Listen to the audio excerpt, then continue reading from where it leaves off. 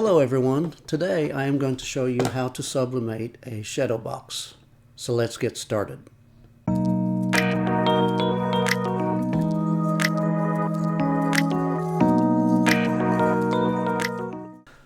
Okay, so what you're going to need as far as supplies goes is a shadow box.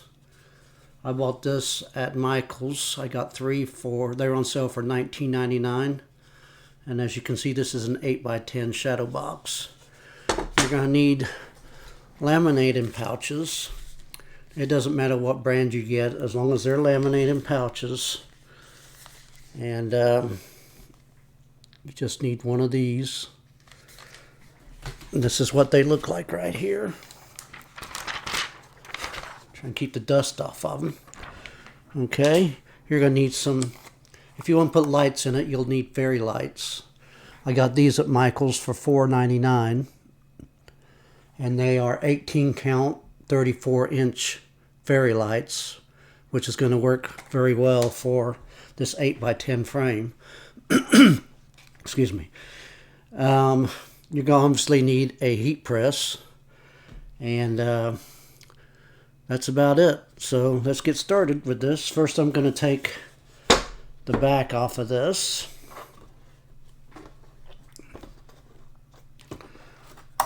Set that aside. And then I'm going to take out this. We don't need this.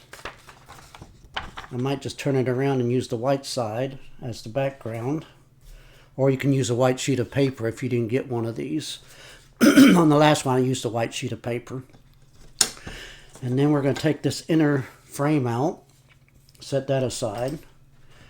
And then we're going to take the glass out. If you want to wear gloves so you don't cut your hands, maybe sharp on the edges you can. And we'll set that aside. So we'll set this glass down. And what you need to do is print out a 8x10 sublimation image. It can be pretty much anything you want. It doesn't have to be Christmas. It can be Halloween. It can be a portrait. It can be farm animals. Whatever you want to put on the shadow box. It's completely up to you. But I printed this out 8x10. And I'm going to trim this down to 8x10.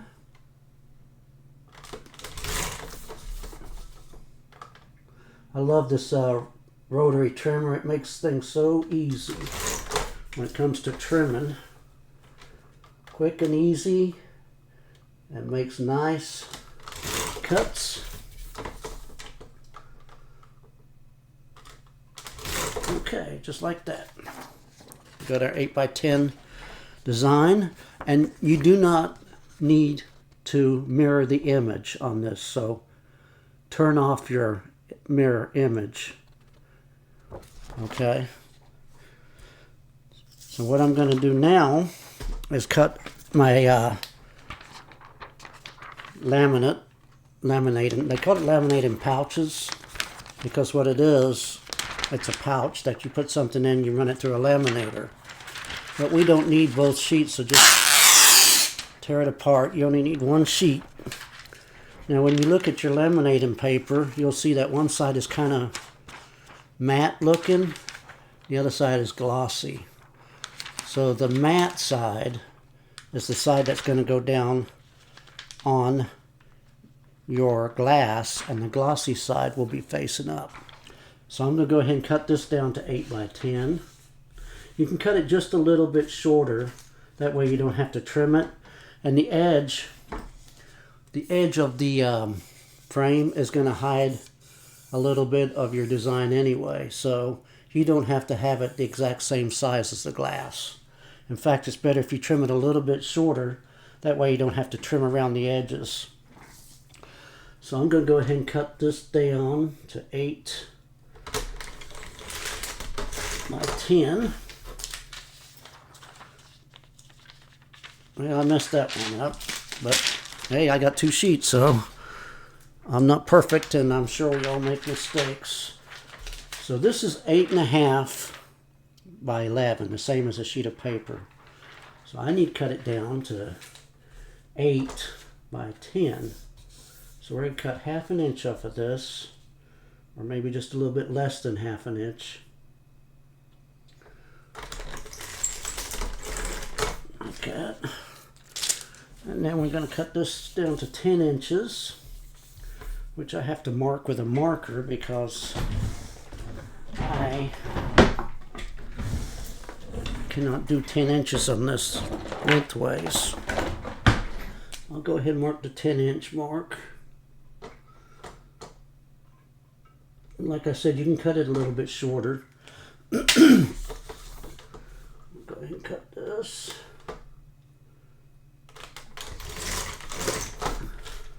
Okay, so your laminated sheet should be the same size or a little less than your glass. That way you don't have to trim around the edges. Okay, that'll work. Okay, so now what I'm going to do is clean the glass. You can use Windex or you can use Rapid Tack. I just happen to have this Rapid Tack available, so I'm going to use it just to clean the glass. Make sure there's nothing on there, lint or dust or little pieces of anything that's going to mess up my image. Just clean that off pretty good. Once you got that cleaned off, take your lamination paper. Remember, the shiny side goes up and the matte side goes down. Just lay that right on your glass. Just like that. Now what I do, I have a little squeegee right here, and I just kind of squeegee out the bubbles.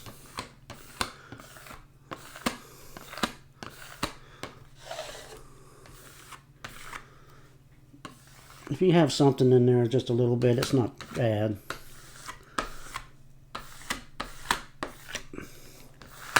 And then you might have a few little bubbles in there, but they're not really going to show that much unless you have like a huge bubble or something like that.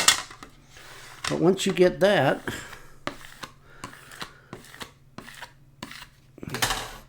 you can take your sublimation design and place it face down over that like this. Get some tape. Just tape it on there.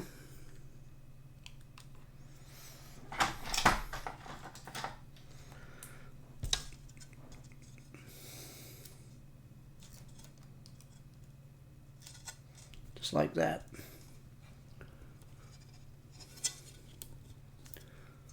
Or you can even, if you wanted to, you wouldn't have to trim this out. You could just leave it on the paper, the size it was, lay it down on the paper, and then tape to the border.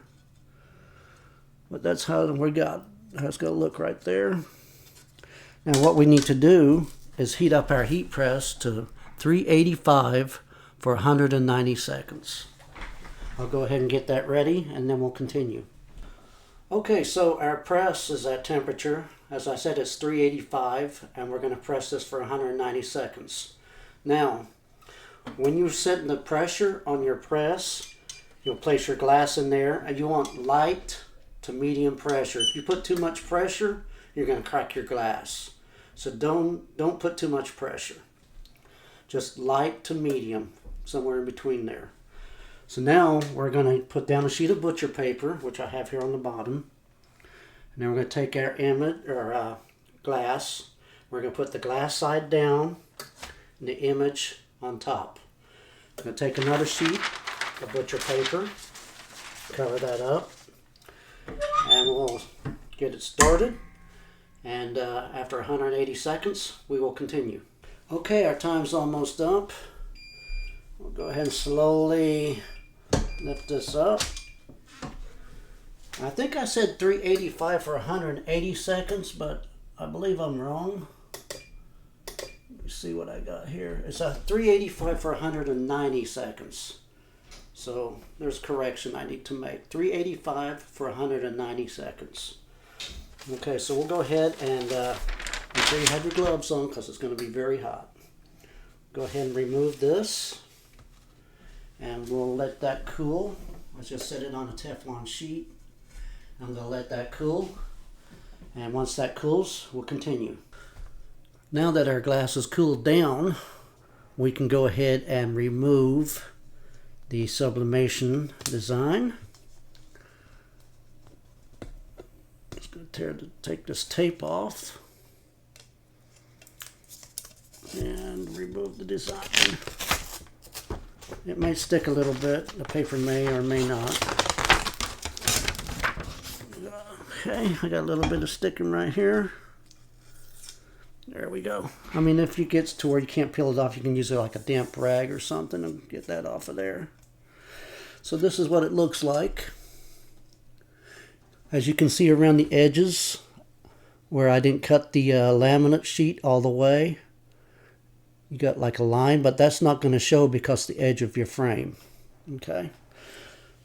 Okay, so now we've got our glass, and I'm going to set that in the frame, and we just set it just like it is. The laminate will be in the back and your glass will be in the front. Just set that in. Try not to break it. Okay, we got that in there. Now we're going to take our fairy lights and attach them to this inner frame, I call it, inner frame. Now I don't know if all shadow boxes come with this or not, but this is nice because you have something to attach to and something to help hold your glass. But like I said before, this is an 18 count, 34-inch length. I got at Michael's. And we're just going to attach this. Now on the last one, I tried to hot glue my fairy lights to the frame, but it's so smooth that the hot glue wouldn't stick. So I'm just going to tape it on there. You're not going to really see the tape anyway. So go ahead and get this untangled. I don't know why they have to tangle them all up, but they do. And get this untangled, just straighten it out a little bit. Just like this. Okay, and I've got some Scotch tape here. Now you may find a better way to secure your fairy lights, but for right now I'm just going to use Scotch tape, and the Scotch tape's not going to show anyway. So just start down in the corner, bottom right corner, or any corner really. And I'm going to take some tape and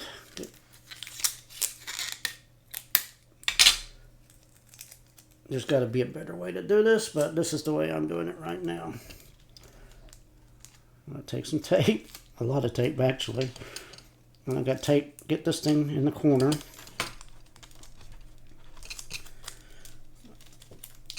This is probably the hardest part of the whole build. And tape it in there, just like that. Okay, and then I'm going to put another piece of tape down here. And I'll go ahead and tape this, and we'll continue because it's going to take me a little bit to tape all this down here. Okay, so I got my fairy lights taped in here, as you can see. Pretty much 2 pieces of tape on each side. Now, if you can think of a better way to do this, please leave a comment and tell us how you secured your fairy lights to this frame. Like I said, I tried hot glue, but it just came unglued. And then what you want to do is you want to make sure that you're coming out of the corner right here. Just like that. You want it to end in a corner. Okay, so we got that in there. And now what we're going to do is we'll take our shadow box and just set this down in here. Just like that. And then let this hang over the corner right here. Just like this. Just let it hang over the corner. Now we're going to do the back. Okay. So depending on your theme, you can put any color, you can glue any color paper you want on here. Like if you had like a Halloween theme, you might want the back to be black. Or since mine is a Christmas theme, I want my back to be white. So I'm just going to go ahead and use this piece of, save me some paper. I'm just going to use this and turn it around and put that in there like that. I don't have any crazy glue or the Elmer's glue, so I'm just going to tape it on there. It's just so it'll stay. The frame is pretty much going to hold it in place.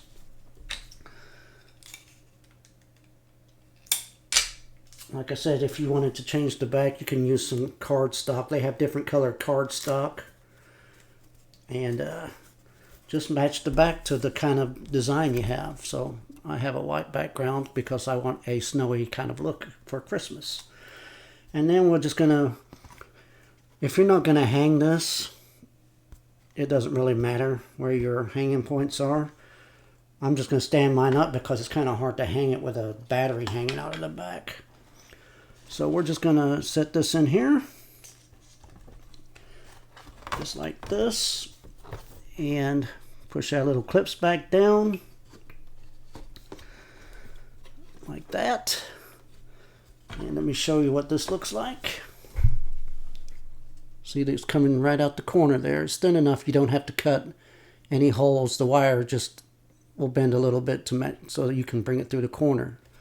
Here's the front. Trying to get it so you can see without the reflection from the sun. It's pretty sunny out today. And that's with the lights off. Okay. So now I'm going to grab some batteries, put them in here, and we'll see what it looks like with the lights on. Okay, so this takes 3 AA batteries. And this particular fairy lights here, it has a timer built into it. So it will stay on for 6 hours and shut off for 18 and then come back on again the same time, 18 hours later. So you can kind of have it set so it'll come on every night if you wanted to. Or you can just turn it on and off like I do. So we'll go ahead and put the batteries in there. And we'll see how this looks. Hopefully it looks good. What do you think? If you're enjoying this video, please like and subscribe. I have a lot of other sublimation videos you may enjoy. So do me a favor and like and subscribe. I appreciate all my subscribers. I'm just going to go ahead and let this, pull these clips up and use those to secure the wires. Kind of like that. Actually, I think I'm going to take this and get a little bit higher.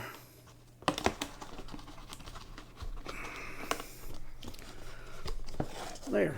I'm just going to let that hang back in here like that. So when I stand it up, it'll be just like that. Okay, I'll go ahead and turn the lights on. There we go. That's what it looks like with the fairy lights. And that's pretty much it. So if you have any questions, please leave your comments, any questions, and I answer all my comments and questions. And I hope you enjoyed this video. Have a great day. Thanks.